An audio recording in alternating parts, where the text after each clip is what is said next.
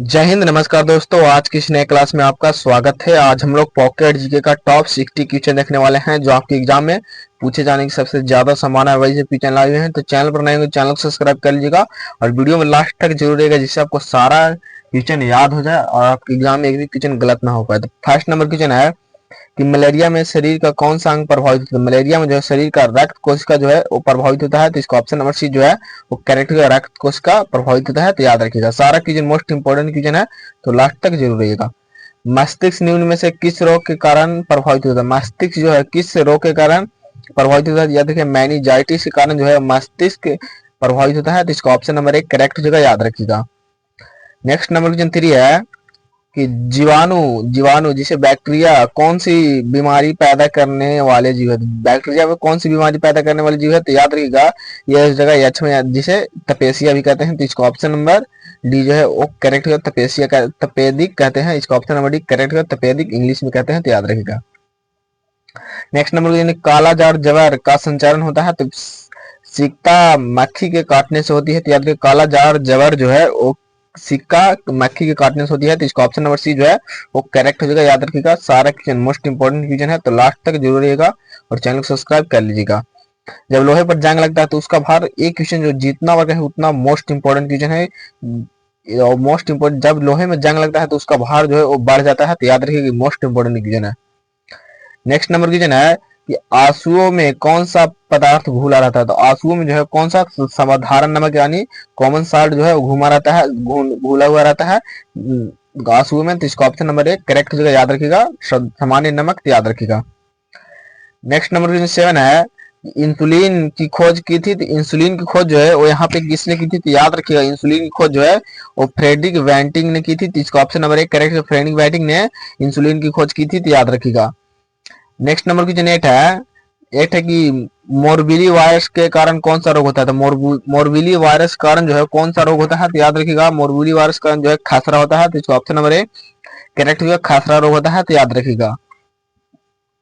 Next number question 9 की ओर चलते हैं। नेक्स्ट नंबर क्वेश्चन 9 है, 9 की मम्पस वायरस के कारण कौन सा रोग होता है। तो मम्पस वायरस कारण जो है वो कौन सा रोग होता है। तो याद रखिए, गलसुआ रोग होता है। तो इसका ऑप्शन नंबर डी जो है वो करेक्ट होगा, गलसुआ रोग होता है, तो याद रखिएगा, ये भी क्वेश्चन मोस्ट इंपोर्टेंट है। नेक्स्ट नंबर क्वेश्चन 10 है कि चेचक रोग किस वायरस के कारण होता है। तो चेचक रोग जो है वो किस वायरस के कारण होता है। तो याद रखिएगा, चेचक रोग जो है वो वेरिओला वायरस के कारण होता है। तो इसका ऑप्शन नंबर डी करेक्ट है, वेरिओला वायरस के कारण जो है चेचक रोग होता है, तो याद रखिएगा। नेक्स्ट नंबर क्वेश्चन 11 है कि मलेरिया रोग किसके कारण होता है। मलेरिया जो है वो किसके कारण होता है, किसके कारण होता है। तो याद रखिए, मलेरिया जो है वो प्रोटोजोआ के कारण होता है। तो इसका ऑप्शन नंबर ए जो है वो करेक्ट है, मलेरिया जो है वो प्रोटोजोआ के कारण होता है, तो याद रखिएगा। नेक्स्ट नंबर क्वेश्चन 12 है कि निम्न में से किसके कारण सोने की बीमारी होती है। सोने की बीमारी जो है किसके कारण हो जाती है। तो याद रखिएगा, ट्रिप्नोवा ट्रेप ट्रिप्नोसोमा के कारण जो है वो सोने की बीमारी हो जाती है। तो इसका ऑप्शन नंबर ए जो है वो करेक्ट है। सबसे ज्यादा आप सोने पर ही ध्यान दीजिएगा, इससे ये बीमारी होने के बाद। नेक्स्ट नंबर क्वेश्चन है कि निम्न में से कौन सा रोग कवक के कारण नहीं होता। तो कवक कारण जो है यहाँ पे कौन सी रोग जो नहीं होता है। तो मलेरिया जो है वो कवक कारण होने वाला रोग नहीं है। तो इसका ऑप्शन नंबर बी जो है वो करेक्ट हो जाएगा, याद रखिएगा, इसका ऑप्शन नंबर बी करेक्ट हो जाएगा। नेक्स्ट नंबर क्वेश्चन 14 है कि ट्राइकोफाइटन के कारण कौन सा रोग होता है। तो ट्राई ट्राइकोफाइटन के कारण जो है कौन सा रोग होता है। तो याद रखिएगा, प्लेग रोग होता है। तो इसका ऑप्शन नंबर बी करेक्ट होगा, प्लेग रोग होता है ट्राइकोफाइटन के कारण, तो याद रखिएगा। नेक्स्ट नंबर क्वेश्चन है कि निमोनिया रोग में कौन सा अंग प्रभावित होता है। निमोनिया रोग में जो है कौन सा अंग प्रभावित होता है। तो याद रखिएगा, फेफड़ा प्रभावित होता है। तो इसका ऑप्शन नंबर सी जो है वो करेक्ट होगा, निमोनिया रोग कारण जो है फेफड़ा प्रभावित हो जाता है, तो याद रखिएगा। नेक्स्ट नंबर क्वेश्चन है, कहवा की मंडी के नाम से प्रसिद्ध है। तो कहवा के मंडी के नाम से जो है वो कौन प्रसिद्ध है। तो याद रखिए, कहवा के नाम मंडी के नाम से प्रसिद्ध जो है वो साओ पालो। तो इसका ऑप्शन नंबर ए जो है वो करेक्ट है, साओ पालो प्रसिद्ध है। तो इसका ऑप्शन नंबर ए करेक्ट हो जाएगा। नेक्स्ट नंबर क्वेश्चन है 17 है कि निम्नलिखित में से कौन भारत के लेक डिस्ट्रिक्ट के रूप में जाना जाता है। लेक डिस्ट्रिक्ट के रूप में जो है वो नैनीताल जाना जाता है। तो इसका ऑप्शन नंबर एक करेक्ट होगा, इसका ऑप्शन नंबर एक करेक्ट होगा, नैनीताल जाना जाता है, तो याद रखिएगा। चलता है नेक्स्ट नंबर क्वेश्चन की और। नेक्स्ट नंबर क्वेश्चन है कि एंटिलीज एंटिलीज का मोती किस स्थान को कहते हैं। तो एंटिलीज की मोती जो है किस स्थान को कहते हैं? तो क्यूबा को कहते हैं। तो इसका ऑप्शन नंबर बी जो है वो करेक्ट हो जाएगा, क्यूबा को कहते हैं। तो याद रखिएगा। नेक्स्ट नंबर क्वेश्चन है कि भारत में निम्न नदियों में से कौन सी नदी डेल्टा नहीं बनाता? डेल्टा नदी जो है, जो डेल्टा नहीं बनाता है, तो याद रखिएगा इसका option number D correct. Tapti नदी जो है वो डेल्टा नहीं बनाता है, तो इसका ऑप्शन नंबर डी करेक्ट हो जाएगा, याद रखिएगा। नेक्स्ट नंबर क्वेश्चन 20 है कि ग्रेसर ब्रह्म पर्वत शिखर किस देश में स्थित है? तो ग्रेसर पर्वत शिखर जो है वो किस देश में स्थित है? तो याद रखिएगा पाकिस्तान देश में स्थित है। तो इसका ऑप्शन नंबर सी जो है वो करेक्ट हो जाएगा, पाकिस्तान देश में स्थित है। तो याद रखिएगा। चलते हैं नेक्स्ट नंबर क्वेश्चन की ओर। नेक्स्ट नंबर क्वेश्चन 20 और 21 है कि सूरत किस नदी के किनारे स्थित है? सूरत जो है वो किस नदी के किनारे स्थित है? तो याद रखिए ताप्ती नदी के किनारे स्थित है। तो इसका ऑप्शन नंबर ए करेक्ट होगा, ताप्ती नदी किनारे जो है किनारे जो है वो सूरत शहर स्थित है। तो याद रखिएगा, ये भी क्वेश्चन मोस्ट इंपोर्टेंट है। नेक्स्ट नंबर क्वेश्चन 22 है कि ओशनियाई देश समूह से कौन किसका संबंध है? तो ओशनियाई देश समूह से जो है किसका संबंध है? तो फिजी का संबंध है। तो इसका ऑप्शन नंबर 1 करेक्ट होगा, फिजी का संबंध है। तो याद रखिएगा।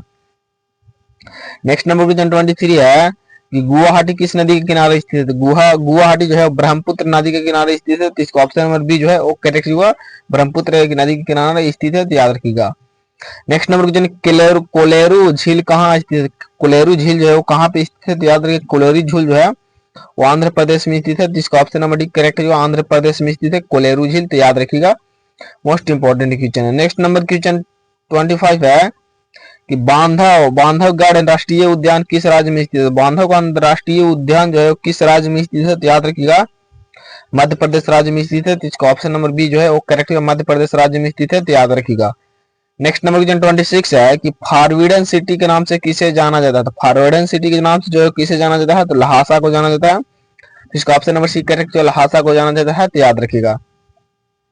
नेक्स्ट नंबर क्वेश्चन है कौन सा राज्य बावड़ियों के लिए प्रसिद्ध है? बावड़ियों के लिए जो है वो गुजरात राज्य प्रसिद्ध है। तो इसका ऑप्शन नंबर बी जो है वो करेक्ट है, बावड़ियों के लिए जो है वो गुजरात राज्य प्रसिद्ध है। तो याद रखिएगा। नेक्स्ट नंबर क्वेश्चन 28 है कि भिलाई इस्पात संयंत्र किस देश की सहायता से बना है? तो किस देश की सहायता से बना है? तो ब्रिटेन देश की सहायता से बना है। तो इसका ऑप्शन नंबर बी जो है वो करेक्ट होगा, ब्रिटेन देश की सहायता से बना है। तो याद रखिएगा। नेक्स्ट नंबर क्वेश्चन 29 है कि चिल्का झील किस कहाँ स्थित है? चिल्का झील जो है वो उड़ीसा राज्य में स्थित है। तो इसका ऑप्शन नंबर ए जो है वो करेक्ट हो जाएगा, उड़ीसा राज्य में स्थित है। तो याद रखिएगा।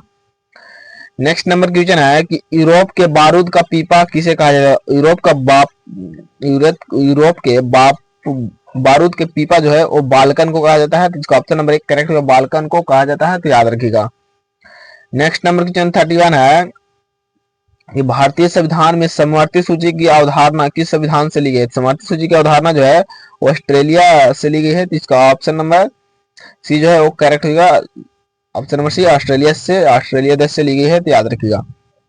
नेक्स्ट नंबर क्वेश्चन 74 संविधान संशोधन का संबंध निम्नलिखित में से किस संस्था से है? किस संस्था से? नगर पालिकाएं से है। तो इसका ऑप्शन नंबर बी जो है वो करेक्ट होगा, नगर पालिकाएं से है। तो याद रखिएगा। पंचायत का सदस्य बनने के लिए न्यूनतम आयु क्या है? तो न्यूनतम आयु जो है वो 21 ईयर है। तो इसका ऑप्शन नंबर बी जो है वो करेक्ट होगा, 21 ईयर है। तो याद रखिएगा। नेक्स्ट नंबर क्वेश्चन 34 है कि भारत में मुख्य न्यायाधीश की नियुक्ति किसके द्वारा की जाती है? तो मुख्य न्यायाधीश की नियुक्ति जो है वो किसके द्वारा की जाती है? तो याद रखिएगा, राष्ट्रपति के द्वारा की जाती है, प्रेसिडेंट के द्वारा की जाती है। तो इसका ऑप्शन नंबर सी जो है वो करेक्ट होगा, प्रेसिडेंट के द्वारा की जाती है। तो याद रखिएगा। नेक्स्ट नंबर क्वेश्चन है कि संविधान का संशोधन करने की संसद की शक्ति और उसकी प्रक्रिया का उल्लेख किस आर्टिकल में किया गया है? तो ये जो है वो किस आर्टिकल में किया गया है? तो याद रखिएगा, ये जो है वो 35 का जो है वो कौन सा करेक्ट, यहाँ पे कोई सा आंसर जो नहीं दिया गया। 368 अनुच्छेद 368 में किया गया है। तो इसका ऑप्शन नंबर डी जो है वो यहाँ पे नहीं दिया गया है, अनुच्छेद 368 से संबंधित है। तो याद रखिएगा। नेक्स्ट नंबर क्वेश्चन है कि किस आर्टिकल में एक नया न्यायालय से दूसरे न्यायालय की न्यायाधीशों के ट्रांसफर का उल्लेख किया गया है? किसमें उल्लेख किया गया है? तो याद रखिए 36 का जो करेक्ट आंसर हो जाएगा ऑप्शन नंबर डी, अनुच्छेद 222। तो इसका ऑप्शन नंबर डी करेक्ट होगा, अनुच्छेद 222। तो याद रखिएगा। नेक्स्ट नंबर क्वेश्चन 37 है कि किस आर्टिकल की मदद से राष्ट्रपति को उच्चतम न्यायालय की परामर्श करने की शक्ति प्राप्त होती है? परामर्श करने की शक्ति प्राप्त होती है। तो अनुच्छेद 143 होती है। तो इसका ऑप्शन नंबर 1 करेक्ट होगा, अनुच्छेद 143 होती है। तो याद रखिएगा। नेक्स्ट नंबर क्वेश्चन है भारत के राष्ट्रपति बनने के लिए न्यूनतम आयु कितनी होनी चाहिए? न्यूनतम आयु जो 35 ईयर होनी चाहिए, तो इसका ऑप्शन नंबर बी जो है वो करेक्ट है, 35 ईयर्स होना चाहिए, तो इसका ऑप्शन नंबर बी करेक्ट जो है, याद रखिए ये क्वेश्चन मोस्ट इंपोर्टेंट था। नेक्स्ट नंबर क्वेश्चन, किस यदि पंचायत भंग होती है तो किस अवधि के अंदर निर्वाचन होगा? तो 5-6 वर्ष के अवधि के निर्वाचन होगा, तो इसका ऑप्शन नंबर सी जो है वो करेक्ट है, 6 वर्ष 6 माह, तो याद रखिएगा 6 माह। नेक्स्ट नंबर क्वेश्चन है कि राष्ट्रपति शासन के दौरान किस राज्य का बजट किसके सामने प्रस्तुत किया जाता है? तो लोकसभा में प्रस्तुत किया जाता है, तो इसका ऑप्शन नंबर सी करेक्ट है, लोकसभा में, तो याद रखिएगा। नेक्स्ट नंबर क्वेश्चन 41 है कि भारत में पंचायत निकाय का कार्यकाल कितना होता है? तो कार्यकाल जो है 5 ईयर होता है, तो इसका ऑप्शन नंबर सी जो है वो करेक्ट होगा, याद रखिएगा 5 ईयर होता है। नेक्स्ट नंबर क्वेश्चन है कि किस संशोधन के जरिए भारतीय संविधान में भाग 9 जोड़ा गया? तो 73 संशोधन के द्वारा जो है उस भाग 9 जोड़ा गया, तो याद रखिएगा। नेक्स्ट नंबर क्वेश्चन है कि राष्ट्रपति निर्वाचन होने के लिए किस अनुच्छेद से संबंधित है? तो ये जो अनुच्छेद 58 से संबंधित है, तो इसका ऑप्शन नंबर ए जो है वो करेक्ट है, अनुच्छेद 58 से संबंधित है, तो याद रखिएगा ये भी क्वेश्चन मोस्ट इंपॉर्टेंट है। राष्ट्रपति के पदक के लिए शर्तें किस अनुच्छेद से संबंधित है? तो ये जो अनुच्छेद 59 से संबंधित है, तो इसका ऑप्शन नंबर बी करेक्ट है, अनुच्छेद 59 से संबंधित है, तो याद रखिएगा। नेक्स्ट नंबर क्वेश्चन 42 है कि राष्ट्रपति द्वारा शपथ या प्रतिज्ञान की अनुच्छेद से संबंधित है, तो अनुच्छेद 60 से संबंधित है ये शपथ तथा प्रतिज्ञान, इसका ऑप्शन नंबर ए जो है वो करेक्ट है, अनुच्छेद 60 से संबंधित है, तो याद रखिएगा। नेक्स्ट नंबर क्वेश्चन 43 है कि राज्यसभा के कोरम पूरा करने के लिए कितने सदस्यों की आवश्यकता होती है? राज्यसभा कोरम पूरा करने के लिए जो 25 सदस्यों की आवश्यकता होती है, तो इसका ऑप्शन नंबर ए जो है वो करेक्ट हो जाएगा, याद रखिएगा 25। नेक्स्ट नंबर क्वेश्चन 44 है कि राक्षसी तंगड़ी का युद्ध किस वर्ष लड़ा गया था? तो राक्षसी तंगड़ी का युद्ध जो है वो किस वर्ष लड़ा गया था? तो याद रखिएगा 1565 में लड़ा गया था, तो इसका ऑप्शन नंबर सी जो है वो करेक्ट है, 1565 में लड़ा गया था, तो याद रखिएगा। नेक्स्ट नंबर क्वेश्चन 1907 का कांग्रेस अधिवेशन किस नदी के तट पर हुआ था? तो किस नदी के तट पर हुआ था? तो याद रखिएगा लूनी नदी के तट पर हुआ था, तो इसका ऑप्शन नंबर बी जो है वो करेक्ट हो जाएगा। नहीं, यहाँ ताप्ती नदी के तट पर हुआ था, तो इसका ऑप्शन नंबर सी जो है 45 का जो है ऑप्शन नंबर सी हो जाएगा, याद रखिएगा ताप्ती नदी के तट पर हुआ था, तो याद रखिएगा ये क्वेश्चन मोस्ट इंपॉर्टेंट है। नेक्स्ट नंबर क्वेश्चन 46 है कि ब्राह्म समाज की स्थापना किसने की थी? तो ब्राह्म समाज की स्थापना जो है वो राजा राम मोहन राय ने किए थे, तो इसका ऑप्शन नंबर ए जो है वो करेक्ट है, राजा राम मोहन राय जो है ब्राह्म समाज की स्थापना किए थे, तो याद रखिएगा। नेक्स्ट नंबर क्वेश्चन 47 है कि आर्य समाज की स्थापना किसने की थी? एक क्वेश्चन जो सबसे ज्यादा पूछे जाने वाला संभावना प्रश्न यही है, आर्य समाज की स्थापना किसने की थी? स्वामी दयानंद सरस्वती ने जो है आर्य समाज की स्थापना की थी, तो याद रखिएगा। नेक्स्ट नंबर क्वेश्चन 48 है निम्नलिखित में से कौन सा स्थान 1857 के क्रांति के केंद्र नहीं था? तो क्रांति के केंद्र जो जयपुर नहीं था, तो इसका ऑप्शन नंबर बी जो है वो करेक्ट हुआ, जयपुर नहीं था, याद रखिएगा।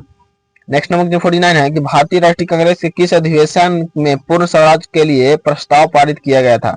किसमें जो है प्रस्ताव पारित किया गया था? तो याद रखिएगा लाहौर अधिवेशन, इसका ऑप्शन नंबर सी जो है वो करेक्ट होगा, लाहौर अधिवेशन, तो याद रखिएगा इसका ऑप्शन नंबर सी करेक्ट हो जाएगा। नेक्स्ट नंबर क्वेश्चन 50 है कि मछुआरा का युद्ध किस वर्ष लड़ा गया था? तो मछुआरा का युद्ध जो 1555 में लड़ा गया था, तो इसका ऑप्शन नंबर बी जो है वो करेक्ट है, मछुआरा का युद्ध जो है 1555 में लड़ा गया था, तो याद रखिएगा। नेक्स्ट नंबर क्वेश्चन 51 है कि बंगाल विभाजन के समय भारत में गवर्नर जनरल कौन था? भारत में गवर्नर जनरल जो है वो कौन था? तो याद रखिएगा करजन था, तो इसका ऑप्शन नंबर सी जो है वो करेक्ट होगा, करजन था, तो याद रखिएगा। नेक्स्ट नंबर क्वेश्चन 52 है कि भारतीय राष्ट्रीय कांग्रेस के किस अधिवेशन में वंदे मातरम का पहली बार गाया गया था? तो 1896 का कलकत्ता अधिवेशन में जो पहली बार गाया गया था, तो इसका ऑप्शन नंबर डी जो है वो करेक्ट हो जाएगा, याद रखिएगा। नेक्स्ट नंबर क्वेश्चन 53 है कि नालंदा विश्वविद्यालय को किसने ध्वस्त किया था? तो याद रखिएगा बख्तियार खिलजी ने जो है वो नालंदा विश्वविद्यालय की ध्वस्त किया था, जो नरेंद्र मोदी जल्द में ही इसका उद्घाटन किए हैं, तो याद रखिएगा।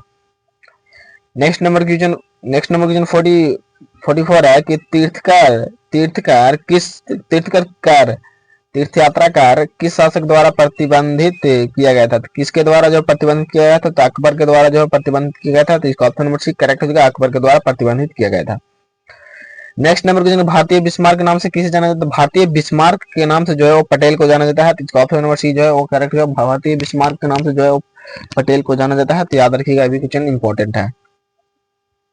नेक्स्ट नंबर क्वेश्चन है कि वंदे मातरम किसने लिखा है? तो वंदे मातरम जो है वो किसने लिखा था? तो याद रखिएगा बंकिम चंद्र चटर्जी जो है वो वंदे मातरम को लिखे हैं, तो इसका ऑप्शन नंबर सी करेक्ट होगा, याद रखिएगा। नेक्स्ट नंबर क्वेश्चन है कि शेष आसुरी के समय भारत का कौन सा सिक्का प्रसिद्ध था? तो भारत में जो है वो रुपया प्रसिद्ध था, तो इसका ऑप्शन नंबर ए जो है वो करेक्ट होगा, रुपया। ये क्वेश्चन मोस्ट इंपॉर्टेंट है।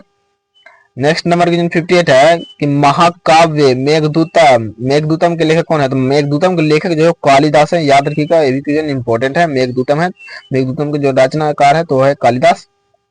59 है कि निम्न में से किस रोग में आंखें प्रभावित होती है? तो किस रोग में जो है वो आंखें प्रभावित होती है? तो पीलिया रोग में जो है वो आंखें प्रभावित होती है, तो इसका ऑप्शन नंबर ए जो है, नहीं पीलिया नहीं, टेम्बो, टेम्बो रोग में जो है वो आंखें प्रभावित होती है, तो इसका ऑप्शन नंबर बी जो है वो करेक्ट है। ट्रेकोमा रोग में जो है वो आंखें प्रभावित होती है, तो याद रखिएगा। नेक्स्ट नंबर क्वेश्चन 60 है, पीलिया के कौन सा अंग प्रभावित होता है? पीलिया में कौन सा अंग जो है वो प्रभावित होता है? तो याद रखिएगा, यकृत जो है यानी लीवर जो है प्रभावित होता है, तो इसका ऑप्शन नंबर बी जो है वो करेक्ट होगा, याद रखिएगा। जय हिंद दोस्तों, आज हम लोग टॉप 60 क्वेश्चन देखे। तो आप अगर चैनल पर नए हो, चैनल को सब्सक्राइब कर लीजिएगा, आप वीडियो को लाइक एंड दोस्तों में शेयर जरूर कीजिएगा, और इसका पीडीएफ चाहिए तो आप टेलीग्राम चैनल ज्वाइन जरूर कर लीजिएगा, जो आपको डिस्क्रिप्शन बॉक्स में जो इसका लिंक दिया हुआ है, तो ज्वाइन जरूर कर लीजिएगा। तो मिलते हैं अगले क्लास में, तब तक के लिए जय हिंद, जय भारत।